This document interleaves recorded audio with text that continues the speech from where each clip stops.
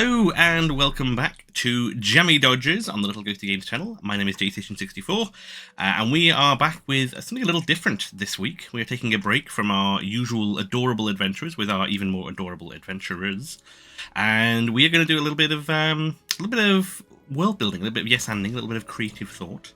Just for a little miniature session whilst we are bask. As you can see, Ghost of Sunny hasn't turned into their character. But they are replaced at the moment with their artwork, as they're not currently with us at the moment, but they are in chat, so they can join in that way. If that mouse starts moving, I'm going to freak out. I also noticed as well the redundancy of they've got the same picture in the little thing next to their name. Like, this is a picture of Bask. This is Bask. This is Bask holding a picture of Bask. But the wonderful players we do have with us today are above myself. We have RevTed. Want to introduce yourself, RevTed? Hello, I am RevTed. I create content on YouTube about old computers, and I play Rusty Duman. Duman, not the man.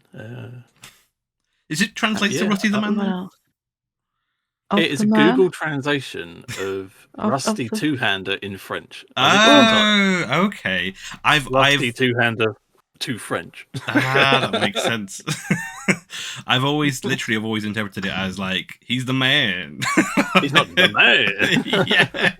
Are you not spelling two incorrectly? Shouldn't it be D-E-U-X for two in French? Because D-U means D-U means of the Rusty of the man. Rusty of the fist. Rusty of the hand. Yeah. Still works. It's pretty good. Yeah, it's pretty cool. I like that version. And correcting all of your French to my right over here, we have Amadan. Do you want to introduce yourself? There, I'm Amadan, and I play Jump, the lovely little kobold sorcerer. You can find me here every week that they'll let me be here. And that time is running out. You've used too many of your credits. No. So what we thought we'd do in absence of an adventure this week is do a little bit of world building from the world that Rusty, Bask and Jump are from, because we've not really looked much into it beyond the immediate boundaries of Scrumberry. And having played a homebrew campaign for 3 years, and having had them also not leave the immediate boundaries of the town that they started in, I thought it would be fun to do a little bit of like broader world building right here and now. So, first question, I've got some questions to ask you guys. This is not just going to be like crazy freeform. This is like being at school again, teacher. Yeah, and there aren't correct answers. If you get them wrong, you'll be in lots of trouble. Oh my gosh. The first question, and possibly the most important question, not to, stack on the pressure, is what is your world called? Or what do you call your world, I guess? Those with keen memory may remember that when I did the introduction of the game, I said that you were on the northern coast of Terrell. Does anyone know where I've accidentally gotten that name from? Terrell. Yeah. How's it spelled? Oh, it's like a proper quiz, isn't it? Like a confirmation on spelling that, please. It is T-E-R-R-I-L is how I spelt it. But it wasn't until about 3 weeks later that I looked it up. I was looking up something completely different. And I realised that the D&D Faerun world is called Torrell. Torrell, yeah. So I've just had this sort of like, oh, Terrell's a good name for a world. I'll use that. I wonder where that's come from in my brain. But yes, so first and foremost, Terrell. Terrell is in realm space, a geometric. Hello. Which I'm guessing is part of the wider D&D lore world that I actually don't know all that much about, surprisingly. Okay. But yeah, what do you want your world to be called? Oh, that's a good question. Does it have to?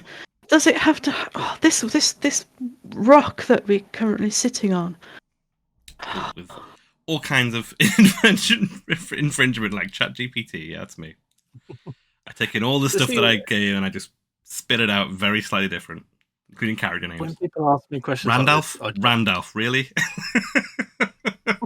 Character in my game called Randolph. Where did that come from, I wonder? What popular media has a name like Randolph? Yeah. Thanks, Very brain. similar. Well, that's a good question because John just calls this world above. You know, it's just above. It's above everything else. But yeah, it can be.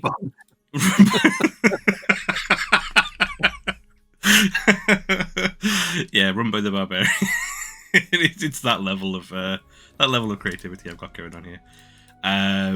But yeah, it doesn't have to be the name that your culture calls it, I guess. Or we can come up with different culture versions of the names. But you can be like any ideas of what you think the globe would be called. Usually, it's easier, isn't it, to have a single unifying name. You got Earth, you got Gaia, you've got. You do. I'm just trying to think of my favourite words.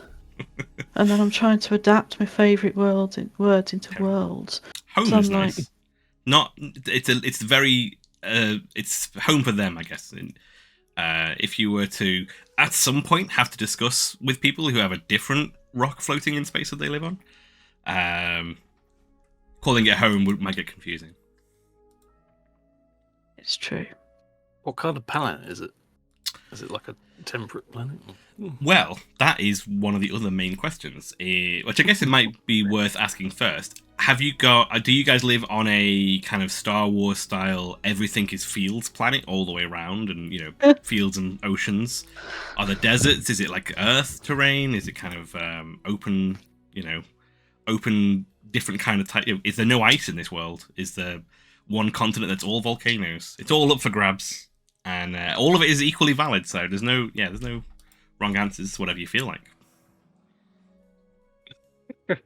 Oh, that's cool.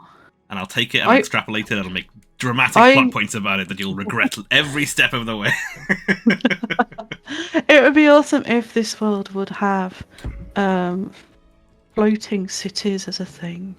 Ooh. Where you need to have ships, good sturdy ships to sail the winds of the sky to get to these cities high above, and the world below is where all the food is produced, all the berries, and we don't know where all these carts of berries are being taken to. Do you mean floating in the sea, or do you mean floating in the sky? In the sky, why not? Let's push the boundaries a little bit. That is outside of the. I'm trying to think whether or not flying ships is a thing that you guys will have experienced in terms of like just as good as anywhere else. Yeah, we could not be aware of these things. Yeah, that's true. That is true. That's quite cool. I like the idea that there'd be like maybe an extra level that you guys don't know about. That's very, very cool. I like that a lot. Yeah, because we don't know where these berries have gone. They go in a cart. They could go somewhere else, then hop up and away. Cool. So we've got so far that there are floating cities where the berries go. What do we call the land down under? Which might be why there's so many Flanders.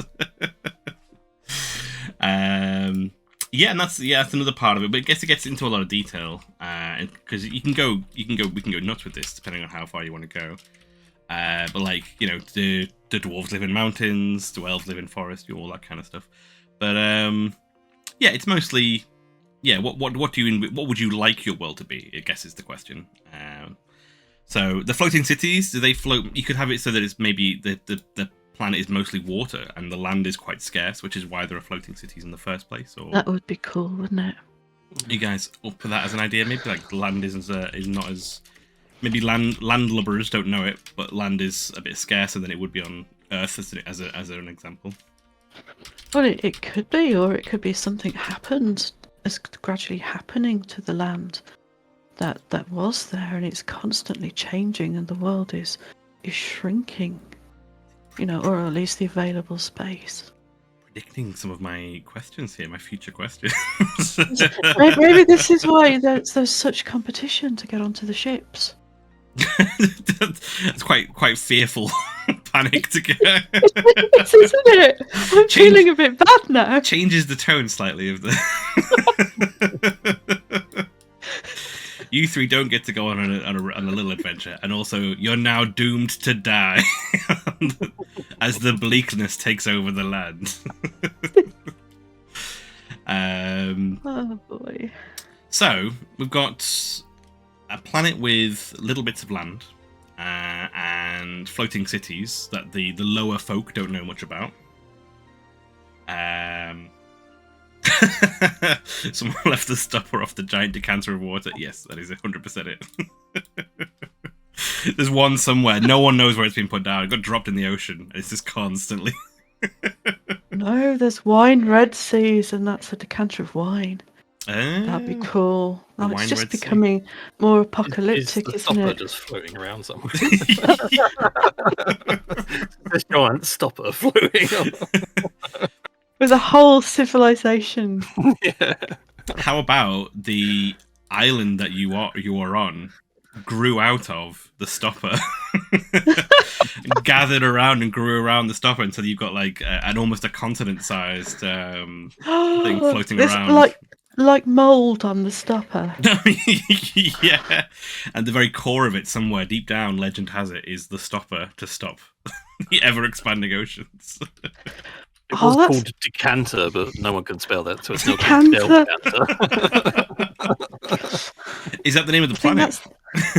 That's a good name for the planet. Delcanter. We need to have a hyphen between the Del and the Canter. Delcanter. Delcanter. Yeah. I like Delcanter as a world name. That's very, very cool. Should we spell it like fantasy? Let's have a look. I'll put it into the chat.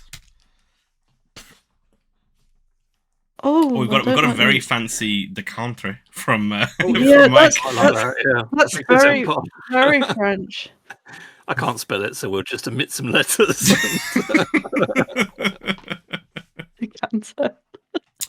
Sliding into an asteroid ring with the river between, which is interesting because the intro video did have an aquatic ring around the planet.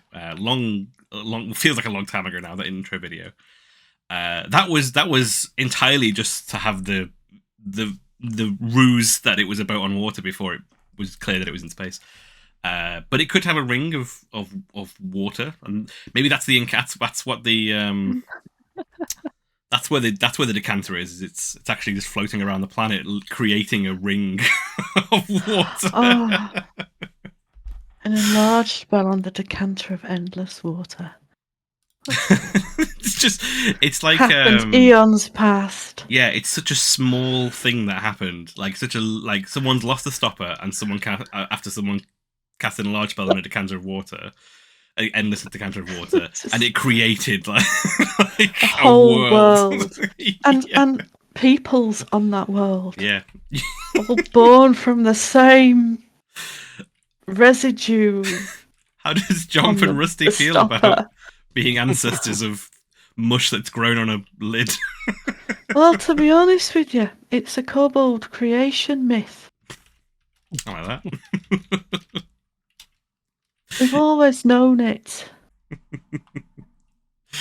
Made up of the germs that were on the fingers of the person eating the cheese and the exactly.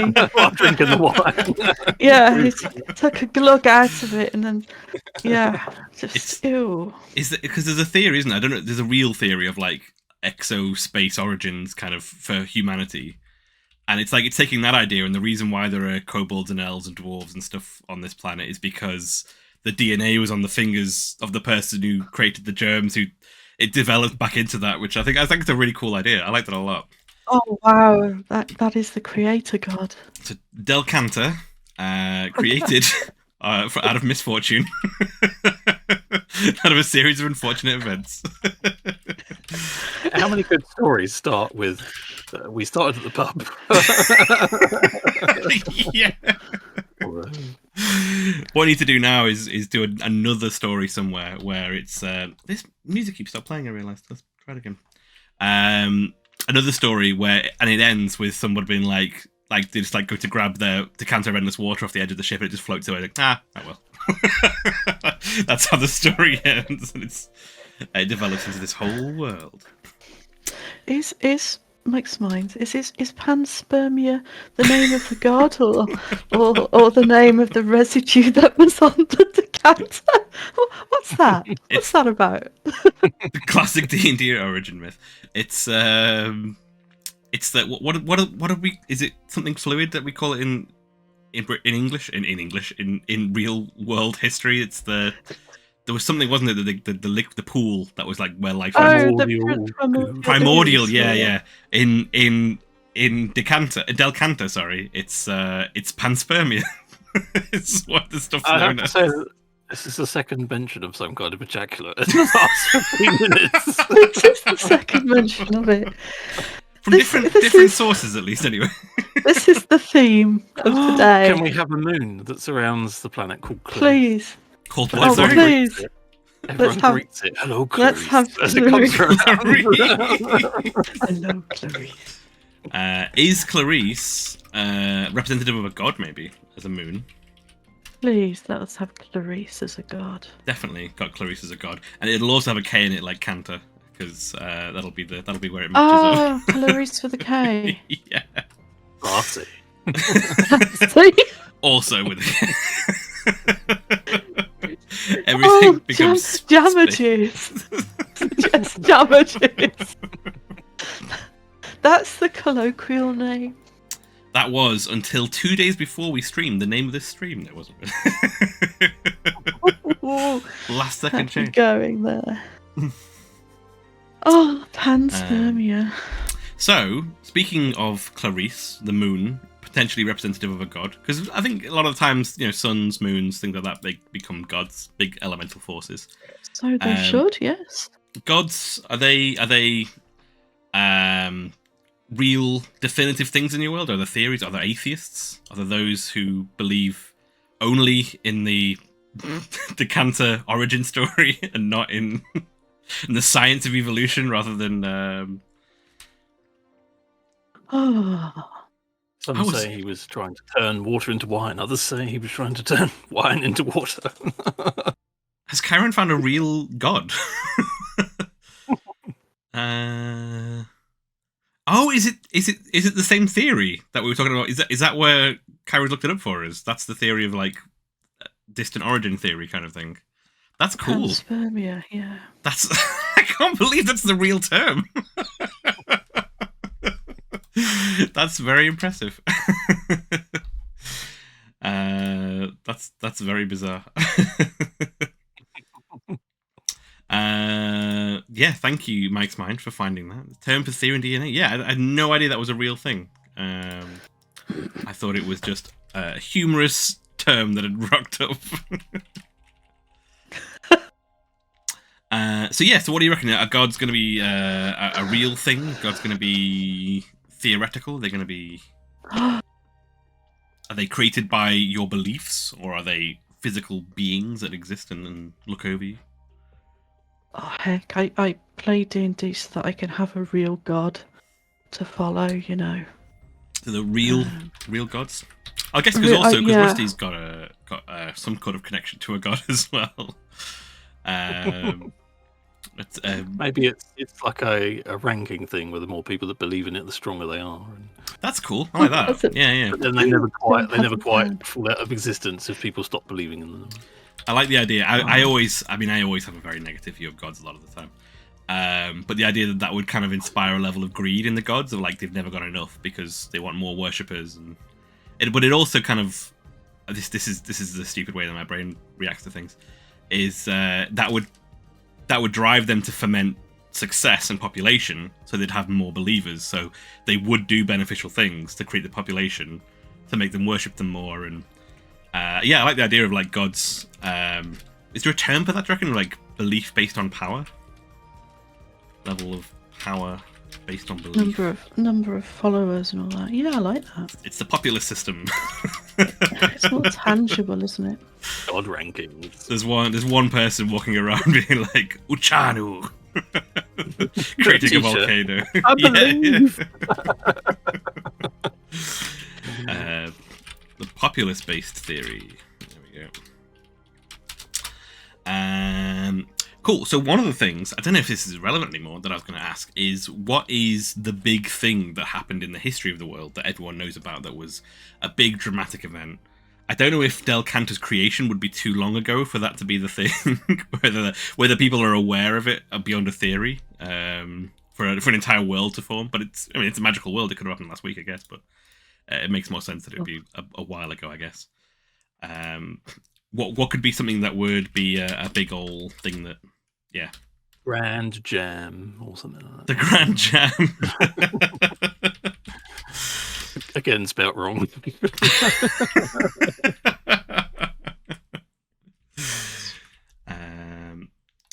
Why won't you continue to play music? You are vexing me something rotten today, Roll20.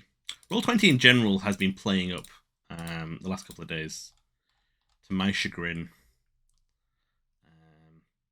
How about this one? Has this got a... Good God's doing nice things to make people love them, and bad God's making them fear them. Both leads to more followers. It does. That's exactly it. It does. My hella... what's the word? Cynical views of God. Maybe they're just doing nice things to be nice. We don't know that. No, of course they're not. Where's the fun in that? They're doing nice things because they want things. One of the few things that I've established in the game, generally in the world, is that this jam, or the scrumberries, they only grow in and around Scrumberry for whatever reason. It could be temperature, it could be something magical in the soil, it could be where the stopper originally was, I don't know. Could be leftover God jam from the original stuff, Exactly. This could be God. You could have godly DNA in it or something like that. That'd be amazing. That's why it tastes so good. It's a little bit of ambrosia in every heavenly. Mm-hmm. And yeah, so that only grows here, and it's famous world round, as far as you know. People come from all around the world in this world to come and get some of the Scrumberry jam, which is why the town has so much trade. Is there anything else like that would be famous world round, like the 7 wonders of the world type thing, or anything along those lines? Or there's a great forest that does magical wood. I don't know. Probably if there's ships and things, and it's a water world, then types of wood would be quite important. That's a really, really good point. Yeah, that's definitely a really good point.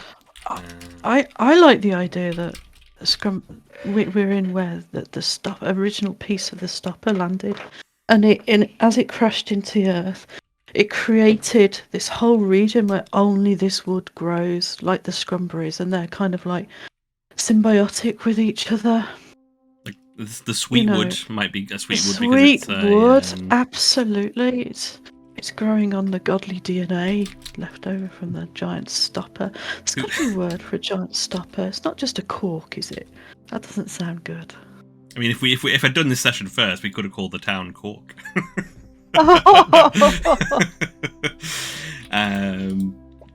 So the sweetwood, who was I don't know who was the first person to try sweetwood and find out it was sweet. Maybe, I don't know. But do you think it would be another nation, Rusty, that would have this like shipbuilding wood or properties? Generally,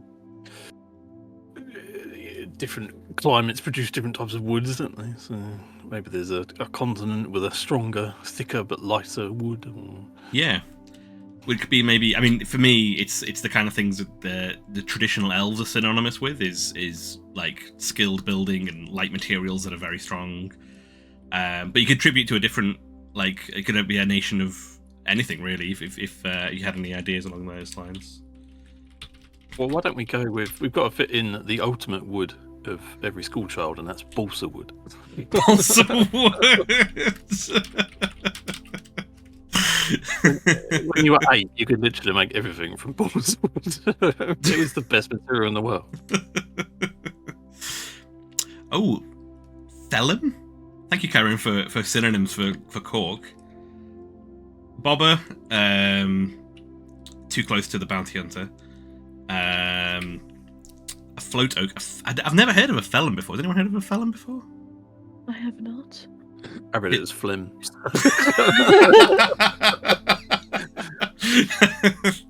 No one reopen a bottle in Rusty's house, just so you know. Backwash special. I'll seal it. Oh dear. Felham could be a place name, I guess. This is quite a cool. Maybe that's the coastal region that Scrumberry's on. Is on the coast of Felham. Felham. Yeah, That's good. It was Femalonium. The Felman Empire.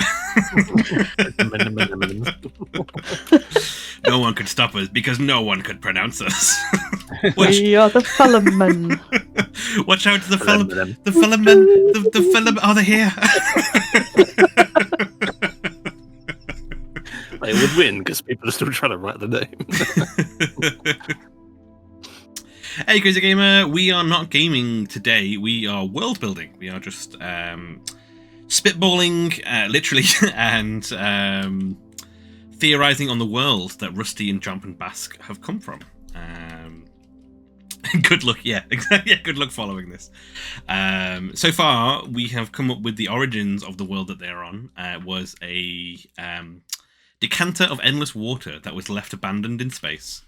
And the cap, the stopper, we've got many options for words there, was left off, and it span in space and grew until it collected enough intergalactic detritus to become a planet, upon which grew the wonderful life from the germs across the universe, using a process that we now know called panspermia, which is a real term.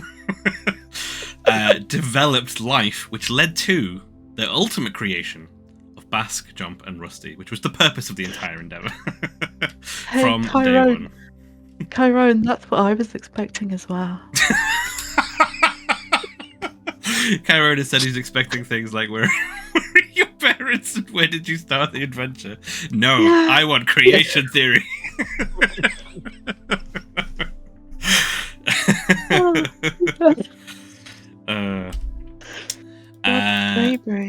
So, on the nation of Balsa, famed for its shipwrights and its hardy wood. Hardy wood. Yes. Should it be hardy or should it be lovely and supple and durable? Oh, that's true. Actually, yeah. Hardy is probably not the right thing, is it? Supple and durable, like the people of Felham. And it's light as well, which is balsa wood is very light. True. Parents, what's the meaning of life?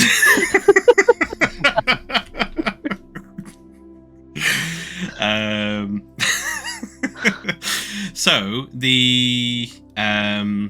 what kind of people do Tenderwood?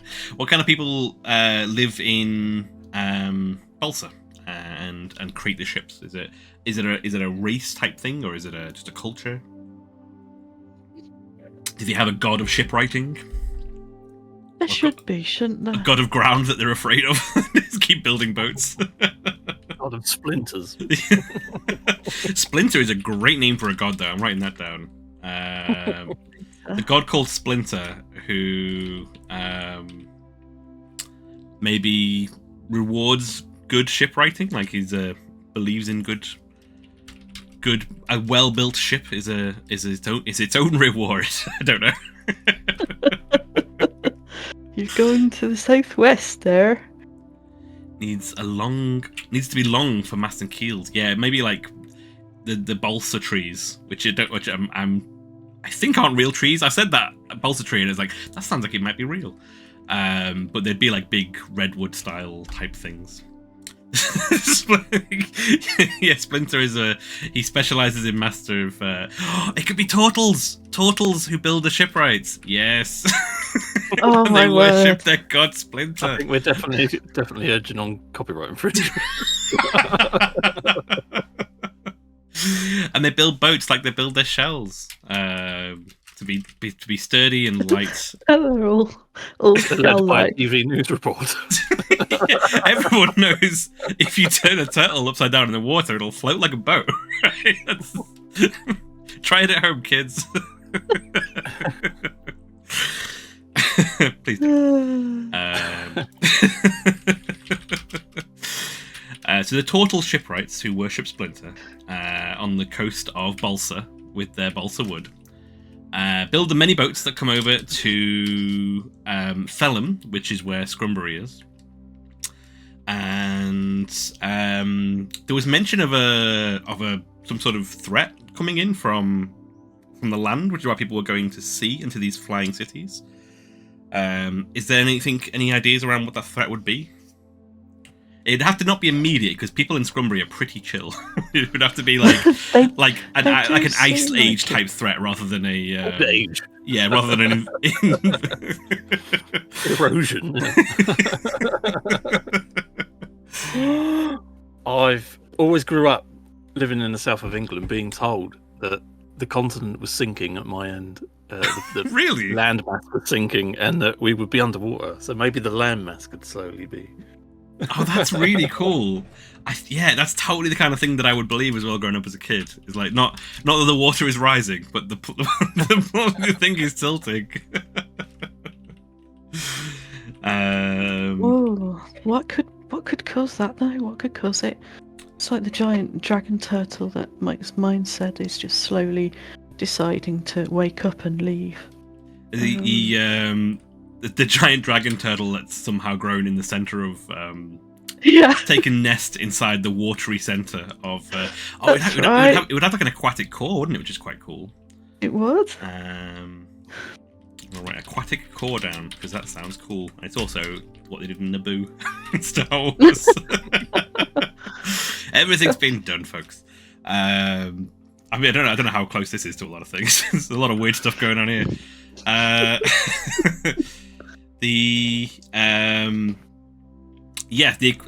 like the idea of beings that have lives that are so lengthy and operate at a time that's so slow that what would be like waking up and having a yawn to us would take like 5,000 years to this thing. So the idea that it's very slowly moving the continent. No one knows why yet, but it is inside the aquatic core of Delcanta is a giant being waking up, maybe.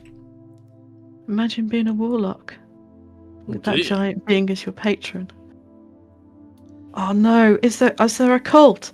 Is there a cult who's trying to stop it or start it or wake it or... I like the idea of there being two, maybe, I don't know if it would be the same cult or two cults, like one on the rising edge of the continent and one on the sinking edge, and whether... Which one would be pro, which one would be against? I don't know how that would work. I think they're both pretty rubbish in the long run. But they fervently believe that they are the good guys and the others are the bad guys. Yeah. But everyone believes that. Yeah, that's always true. believes that. It's the end scenes of Titanic are happening just on a planetary scale, very slowly. See, I'm getting Waterworld vibes, definitely. Yeah. A greatly misappreciated film, which if I watched it again, I probably would realise why. But as a young man, it was a very excellent film to watch. So I'm going to guess Scrumberry's probably in the middle of this axis, so that neither of the cults nor the dramatic heightening and lowering are happening very much where Scrumberry is, which is why Scrumberry's so chill. It's the devil one that thinks it's good. One thinks it's the devil and one thinks it's good. I like that, yeah. The Savior is under the water for one group, and Savior is away from the water from the other group, and they don't realise they're both on literally the same scale. Maybe all the berry picking and the Scrumberry picking, it's like the mycelial network in Star Trek. It's all connected, so everything underground is. Every time you pick a berry, something underground is damaged or. Oh, that's like, give me an environmental threat by humans or sentient beings, and I'm all over. That's great. We picked too much. We picked too much. Over berry picking is devastating the planet. But it might be more than just the berries. It might be all kinds of things across whatever magic makes the balsa wood grow so tall, and whatever magic makes the scrumberry berry so scrumptious. There's something connecting it all to something in the core of Delcanta. And the man from Delcanta, he said no. That's how you guys are going to introduce yourselves whenever you meet anyone. These are the folks from Del Canto.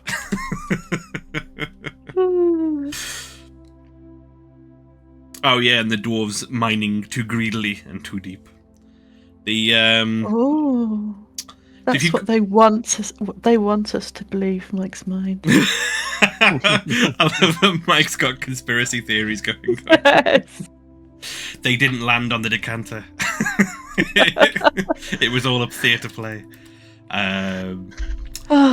So, if you've got magical trees on one side of the continent, and you've got magical flavoured berries on the other, what kind of magical natural phenomenon would be at the other two poles, like the other two corners of the Dear me. rusty decanter? God. It's an old family name. Rusty decanter. Yeah. Anything on the dry side and the wet side? So there's a dry side and the wet side. Yeah. I think everywhere else is wet, isn't it? But if it's at an angle, I'm going to say, like, rather than east and west, you have dry side and wet side kind of thing. Oh, you've just come back from wet side. I have. Yeah, it's about 2 days wet side if you get in a boat. Wetwood. North, south, dry. Or would it be dry woods and wet woods, maybe? Dry wood, hardwood, and softwood. Dry woods and wet woods. Wet woods. Yeah. North, south. Dry woods and wet woods. Is there a north? Would there just be a that's where down? That's where Balsa is, so maybe it could be hardwood and... No, that's getting too complex now. What? Cool. So wet woods is going to be west, so because they both start with the W. That's legit. That's for me in my head in case I ever have to come up with directions.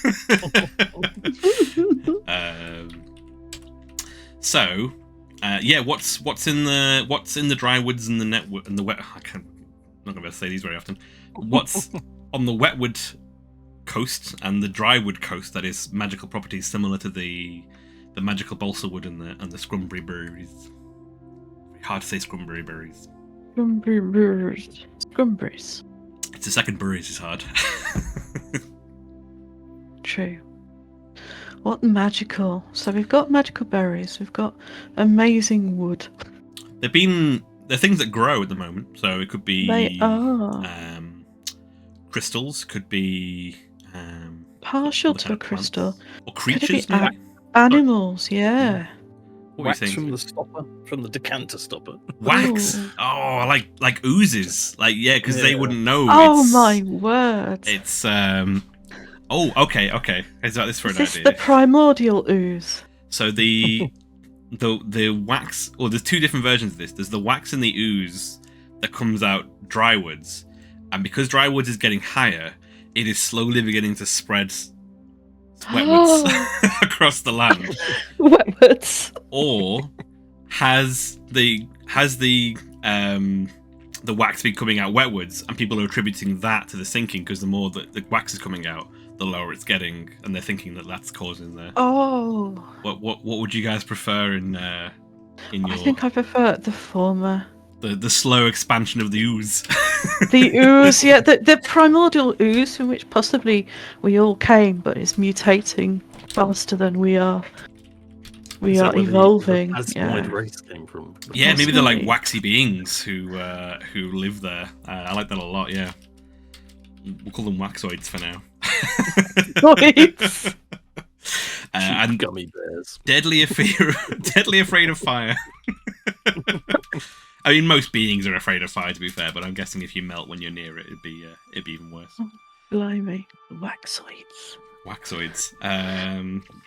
Cool. So that just I also like that an ooze is coming from the ironically named drywoods as well. Yeah. And what about the wetwoods then? If it's already beginning to sink, depends on Rusty how sinking is the continent. It could be some kind of seaweed or something along those lines, or I'm always a fan of algae. You are a fan of algae. Maybe it could be a mysterious sap, but like sapia, so it's turning everything one colour, sepia. It's called sapia. It's sepia sap. Sapia. Swanump. A swamp. It's a beautiful white winged swamp. A swamp is a good idea, though. I like that. The sappy swamp. Sapia. So it's is that like a plant ooze? Ghost of Sunny's not going to be happy with more oozes. Fun fact: Ghost of Sunny hates oozes. Oh, don't. Not in a gross kind of way. Just doesn't like the mechanical rules around oozes. Dislikes harshly. Jubilex. Yep, I think Jubilex would make an appearance. Are we allowed to use an existing Forgotten Realms deity? Oh yeah, definitely. I'm sure there's something that's got a name like Jublex in the Monster Manual of 5e, or in one of the expanded books or whatever. I recognise the name, and I don't know any of the old lore, so it's come up somewhere. I've not heard of that before. What is it? In my head, it's a very high level, a high CR ooze, but I might be thinking of something else that ends in Blex. Blex. Ghost of Sunny doesn't believe in the bullshit that is oozes. The god of oozes, the demon lord of slimes. I mean, that is an introduction, isn't it? Jublex, the god of oozes, the demon lord of slimes. Oh, nice. Very nice. He doesn't look quite regal enough. I feel like Put a crown on him. Sorry. Hang on, let me put regal in. Let me get Mid-Journey up. So that will be so it would be like a wax version of Jublex. Waxlix. Wax? No, that sounds like wax lips, which is weird. Quite like Waxblix. Jublewax. I thought that was a character from Asterix and Obelix. Wablix. I like Wablix. Oh, Waxblix. Yeah, I like that more. Waxblix. Who is the feared, legendary, potentially mythical leader of the Drylands. You were mentioning something sappier about the wetlands, Revted? Sorry, I wasn't listening. No, this was a good while ago. You mentioned something sappier about the wetlands. Oh, that came out the tree. I see. It was like a slowly brown spreading mist or ooze that coated everything in a brown colour. Oh, ooze from both sides. Or is that from Balsa? Does they come from maybe the odd tree in Balsa has these like sappy trees that are starting to spread. Into the sacred trees. Yeah, I like that a lot. Oh. Sappier trees. You don't want to try and cut down a sappier tree when you're trying to get balsa wood. You'll lose 3 saws. You have to burn them. Burn them good. Balsa wood tree. Bone and run. What was it, sorry?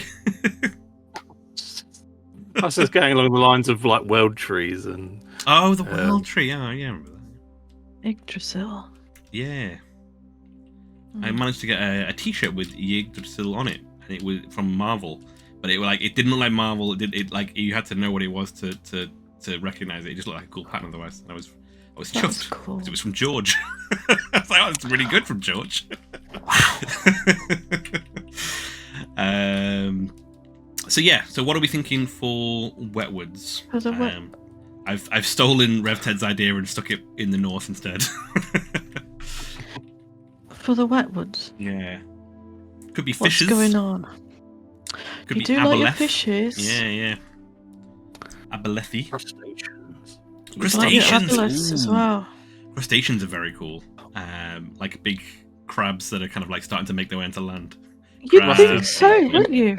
Because he spent his entire life cleaning off barnacles. Barnacles. They're actually a race of intelligence. And they all remember you. I hate Rusty. That episode, is it Futurama where you got the poplars, whatever it's called? And everyone's just munching away at the Rusty's just destroying. The wetwoods crustaceans. Yeah, you'd think because the sea folks, the deities of the sea, would be on the ascendant, wouldn't they?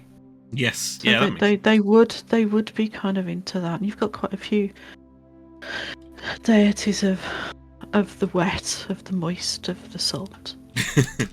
I like the idea as well that the land would be turning crustacean-y for some reason. Like not only these crustaceans coming out, but the land is coming in like both coral and kind of chitin. That's the word. Yeah, like chitin and coral kind of like spreading onto the land from the sea.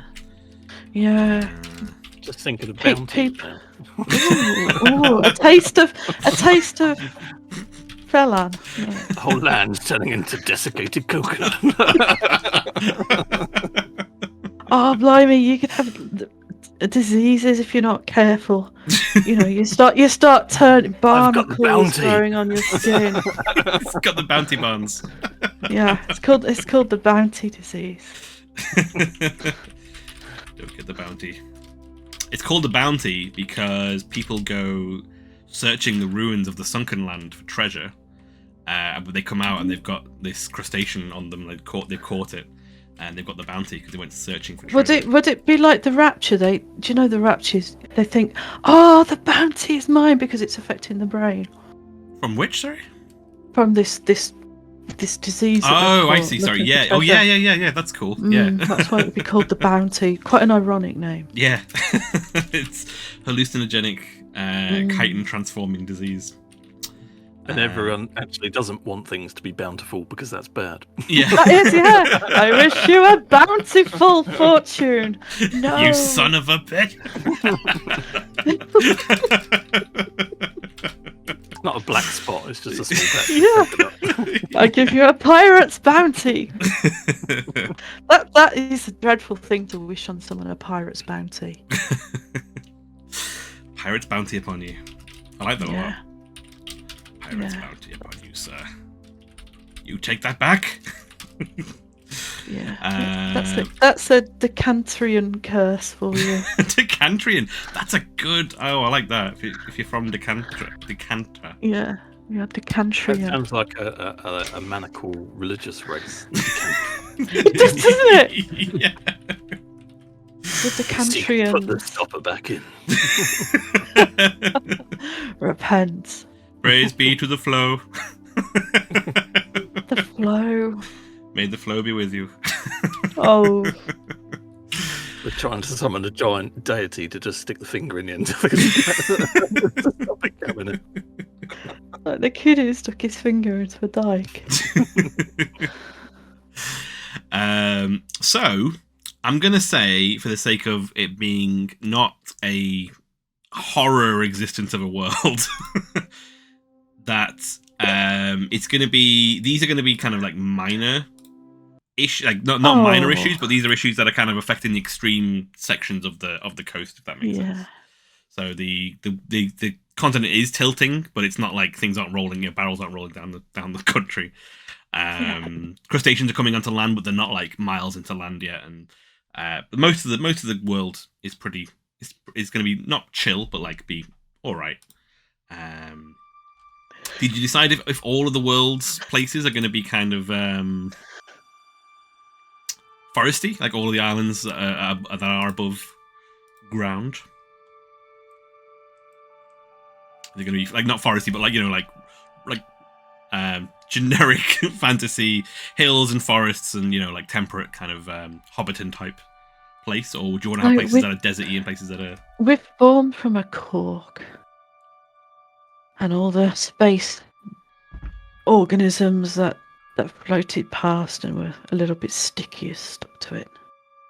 So I guess it's pretty much flat, rolling places where you've got extreme detritus, like a big shard of crystalline glass that happened to be from the decanter or whatever, and it's just forming a singular pinnacle that people worship from afar, you know. But it could be just, I don't know. I think I think you could have a diverse number of biomes on it, but the topography wouldn't change. Just the plant matter and life that lived in it would change. Like. Well, it's like G Medic says that like it's a lot of it is Celtic kind of stuff that's in realm space. It's similar to a lot of fantasy, but I like Mike's idea of as dry and cold. As it changes, maybe it's wintry kind of terrain. Yeah, and the other side is becoming hot and humid. So I think to fit in with the crustaceans, it would probably make sense for that to be hotter, like tropical. Even though I don't know how do you think it would work? Would it be colder up or would it be colder down? I don't actually know if there's a real answer to that. Like a physics answer. I don't know whether there is or not. I think it would be colder up, to be honest. The top would have like maybe like snowy capped mountains kind of places. Yeah, why not? And the south would be more maybe tropical kind of feel to it. So there's a bit of different diverse biomes. That's very, very cool. So we've from Scrumberry, you guys have, along with the help from chat, have created a whole world, a whole world with a story and an origin. And a couple of gods. And enemies, demons. A couple of cults. Anemones. Plenty of anemones. Crabs. A core being at the heart of the aquatic planet. Just a whole other thing. God forbid our physics don't make sense. Physics will be accurate to the precision. It's the only way I ever play games. Oh, the New Orleans swamp, hot New Orleans swamp's very cool. Rather than aquatic, rather than tropic. Yeah, like the dense heat of a New Orleans swamp.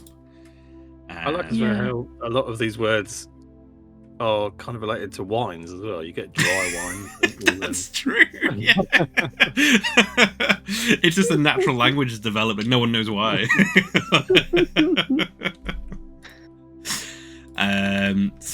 With Decanter made it. Wow. We have made it. We have made it. Our whole planet. That can be the name of the big event. It was the made it. The made it.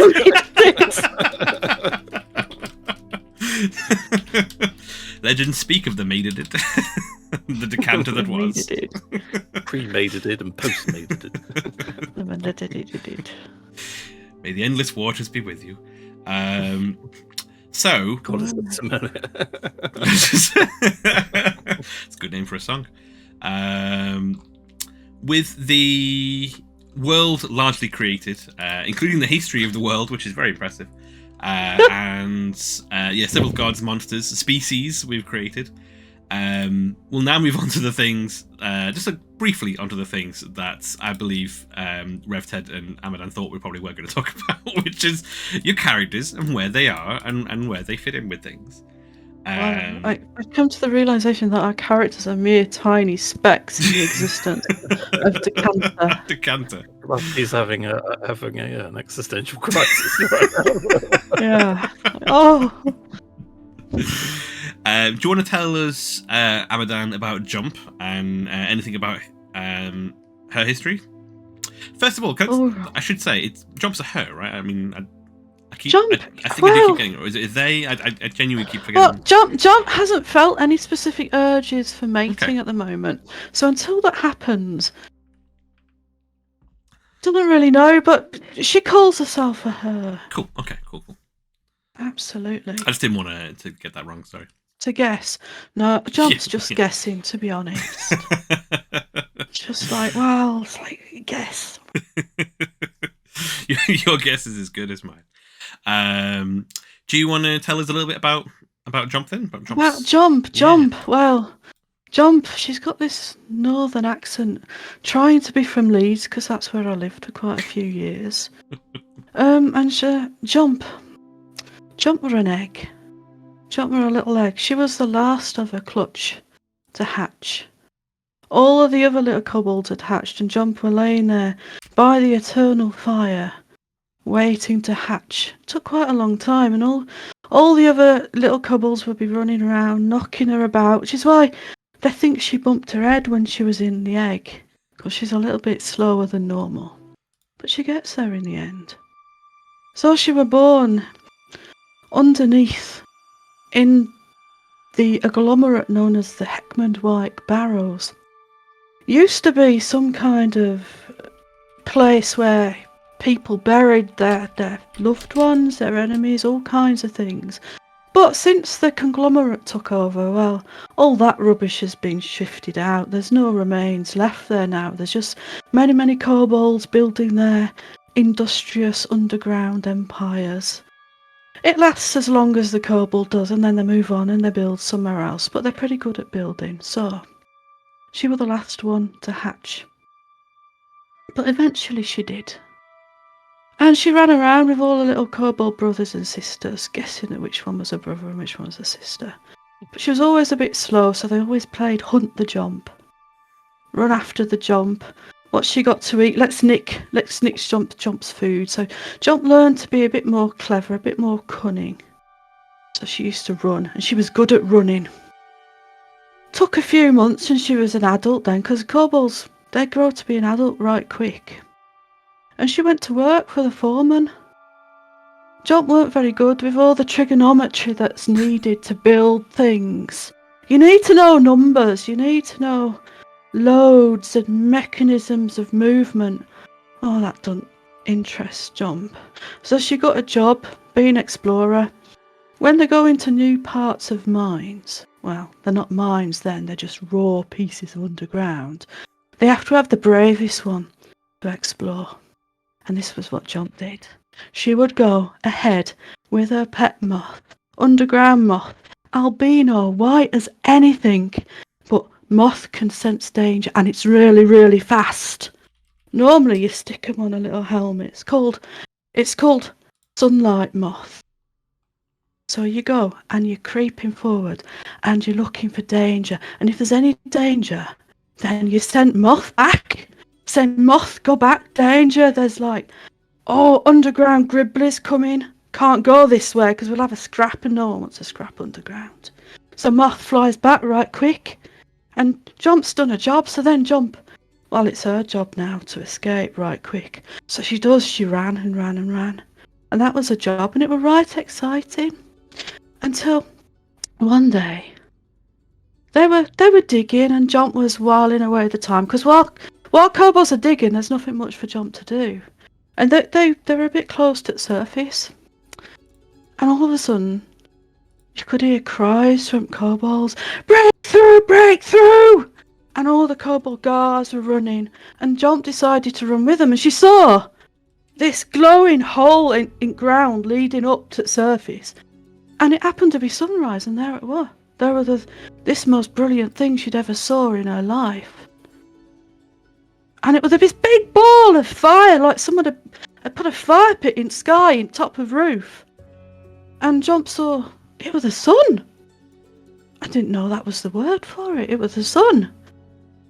So Jump saw it, and at that point it was like her eyes were opened, and she felt something. It was like heartburn, like you've ate something that disagreed with you, but it hot in the centre of her chest when she looked at the sun, and it was coming up over horizon, and she just dreamt of the horizon ever since, and she had to go and see what it were. So she went and she followed it, and it led her to the town where we are now, following the horizon. Led by their god to the like maybe a vision of their god, maybe, I guess. Absolutely. Oh. Yeah, absolutely. That's why she's there. She's following the horizon. Does Jump still have a white sun moth with them? What was it? Star moth? Sorry, was it? It was a sunlight moth. Sunlight moth. That would be. She trained it to return to her. That would be amazing if she could have it. Before she left, she She wanted something to remember her tribe. They're not really a tribe. It's more of a corporation. That's the collective noun for kobolds. It's a corporation led by a foreman. The foreman is the kobold that has all of the information, all of the knowledge, all of the geometry of the numbers. And then it's led. There's also a doctor. Some people would call them a shaman, but really, they're a guy that does things with moth wings and poop and all that kind of good stuff, and makes poultices, and it heals people. So she went to the fire pit where she was born, and she gathered a piece of the leftovers of generations and generations of kobold eggs, untold generations, all in this fire pit, this eternal fire that they keep building. And she took some poop from the foreman and the shaman, the doctor, and she took a scale of her own, and she's made it into a very, very rough ball. Ah. And we saw mention of that last week, right? Every night she polishes this ball, and gradually the ball is becoming rounder and more perfect, taking a while, and smoother. And you can start to see glints of sparkling shells. Only when she's casting a magic, though. When she casts a light spell, it glows like a sun. A little small sun. It's not very bright, but it does look like a sun if you squint. You have to squint because it's quite... And that's what she took with her. And the that's sacred her potato. arcane. A sacred potato. Yes. She's gradually polishing it until it's... When she's 120, I don't know. Kobolds, they don't normally live that long, but you never know. It'll be a beautiful, perfect sphere made of the entire history of her people, because they all came from this one nest where all of the eggs, all of the clutches since they evolved. I love the idea that having this physical thing that eventually might look like the sun itself from like they were following, kind of when it begins to glow, eventually down the line would be awesome. Eventually down the line. What kind of industry, I guess, is the question, do kobolds work in then, do you think? Construction mainly. So you've got your... You don't get the cowboys in, you get the kobolds in. You've got your three types of construction. You've got your quick and cheap, that's the kobolds. You have got your expensive and upmarket dwarves. You've got your niche, that's the gnomes. If you want an escalator built in. That's what the gnomes. If you've got a tight timeline and not too much cash to spare, get the kobolds, they'll build it for you every time. And it will last 20 odd years. That's a good enough return on your investment. And that's what they excel in, the corporation. We've also been asked in chat what kind of sorcerer Jump's going to be. Do you want to reveal that yet? Are you going to wait until next level to reveal? Sorcerers get their bloodline at level 1. Oh, they do. Sorry, yeah, you're right. I'm thinking of the classic 3rd level. Get your thing at 3rd level. You are no. Jump is indeed a divine soul. Divine soul. She looked up at the sun and felt that kinship. That spark was ignited, and that's the point at which she gained her first spell, which was light. Absolutely. And that light has illuminated that I probably should have included that in all of your info about your character that I haven't done, because I was like, I don't have to wait till the level 3 before I add that stuff in. Like, sheer ignorance of the sorcerer class. I do apologise. Oh, you can't get the DMs nowadays. You just can't. Thank you so much for that. A little insight into both Jump and the kobold corporate world. Get the builders in. Top of my head, that's what I think. RevTed, speaking of divine souls, what's Rusty is from the same place that Travis is from. What kind of place would you make that out to be? I have to say, I don't think I can follow what Johnson said. I love that Ahmadad had that like just ready off pat. Make it up. Yeah, no. Rusty and Peaches from the same place, Saddlescombe. It was very, very, very, very tiny, forgotten village that had for some reason, large amount of boats with barnacles on. It's quite a rough, many miles inland. Yeah. Nobody knows why they take the small boat 15 miles inland to get the barnacles done, but reputations and all that. But yeah, no, Rusty grew up taking barnacles off and prying them off, and obviously started, it's just trying to pull them off, and after years and years of of repetition, and he finally honed his fingers to be able to just pinch them off, just quick as a flash. No tools needed. He knew exactly where to press, to pull, to wiggle and twist to get these barnacles and crustaceans on the boats to almost magically come off. He kept some of them, the special looking ones. But, I love the idea of Rusty having a collection of special barnacles.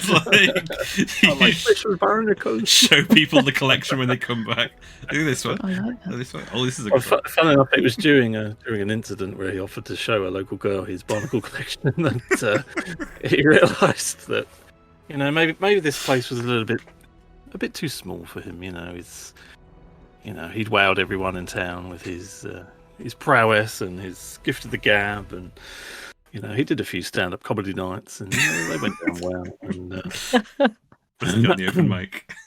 Yeah, so one day he just he packed up his backpack with his special clams and barnacles and jar full of motivation that had a hole in it, and headed off to his uncle's village that he'd heard of, Scrumberry, it turns out.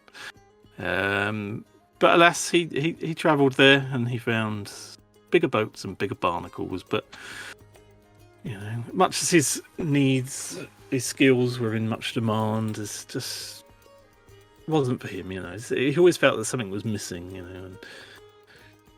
And just by chance, one day when he was returning a rather rickety rowboat to some weird monks, he literally fell into the temple while climbing around. Landed in some kind of, I think they called it a font or something, or something. They were shouting, and Rusty being Rusty thought that they were cheering him on, so he was splashing around a bit, and took a few sips, and generally sort of, enjoyed it. And they asked him to come back. He thought that was just to help them, but no, it was to repay the damage he caused. So through a kind of accidental sort of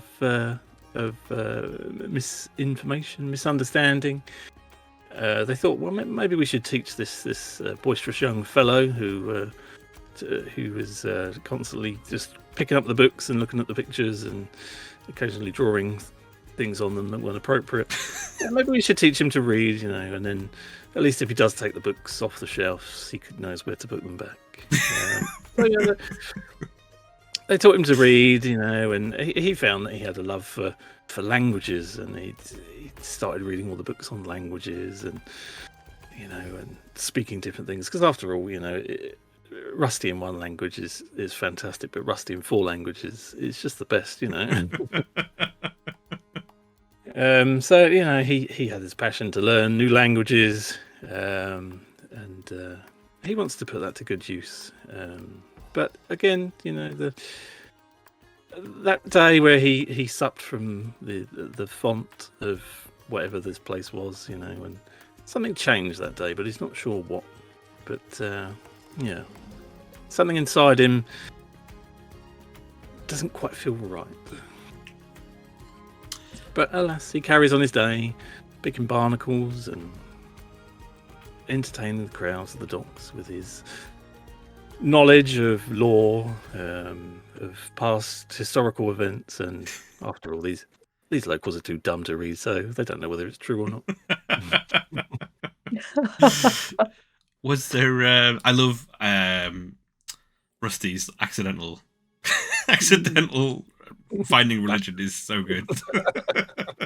Falling into the fun and like just getting in with this god like against both your and potentially the god's will. Was there anything in particular that spurred? I want to ask John this as well, but is there anything that spurred your decision to become Dodgers and go see other places in the world beyond Scrumberry? More languages, more adventures, more. You need to spread the word of Rusty. That's cool. Yeah, that's really, really cool. And yeah, I love Rusty's confidence as well. Like the bit getting on the mic and obviously having wowed everyone in time with the collection of barnacles. Like I very much enjoy Rusty's whole vibe. How about for Jump? What was Jump's reason for becoming a Dodger? A Dodger. Well, I can't think of any bigger horizon than to sail up into the sky. Take me out to the black. I ain't coming back. Yeah, for sure. It's the ultimate adventure, isn't it?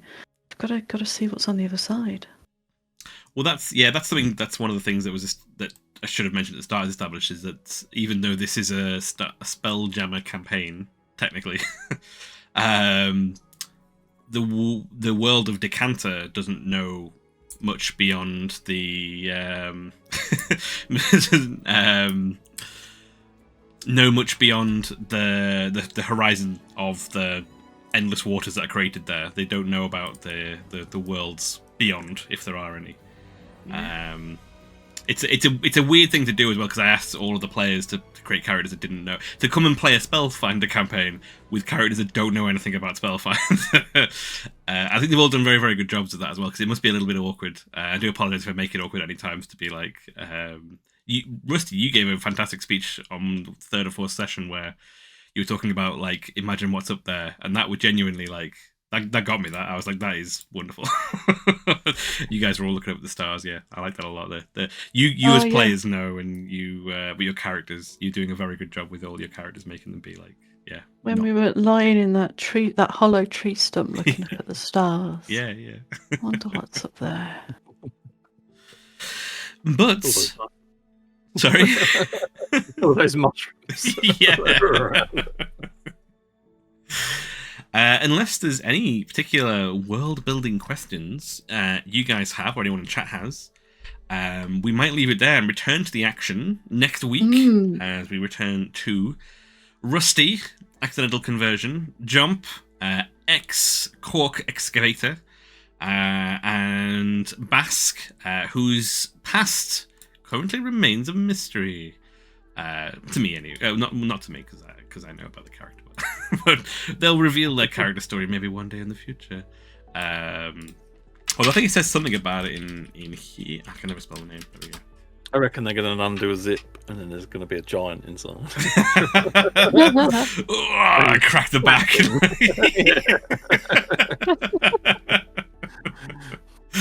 Oh dear.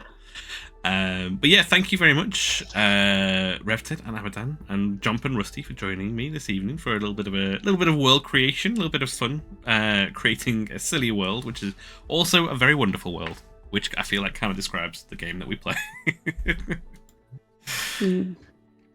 Cats all the way down. It's just a bag of cats. Fun fact, the party have actually met at one point 3 goblins dressed as a human on top of each other wearing a raincoat. We did. But that's a tale for another time. Yeah. Thank you everybody for joining us as we've gone through this little bit of chat. We will return to the action of berry picking next week. In the meantime, I am JStation64. I will be live on Sunday morning, 9:30 a.m. UK time, playing a 64 game that has not yet been delivered, so we'll see if I'm playing that game.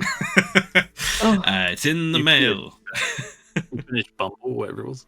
Book Bumble, yes. I defeated the boss with a level of health that was invisible on the screen. It was not even 1 pixel. Wow. It was a close call, and it was not first time. It was many, many times. But yeah, Book Bumble is all done. Also, with me today, I've had the wonderful Rusty. Hello, I'm RevTed.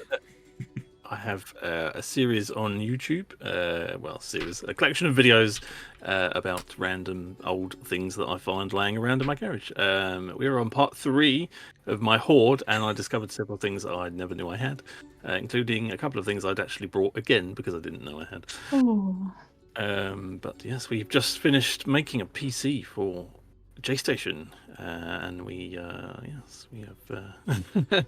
We've been busy with that, and then yes, we've got a few projects in the pipeline. So stay tuned for those.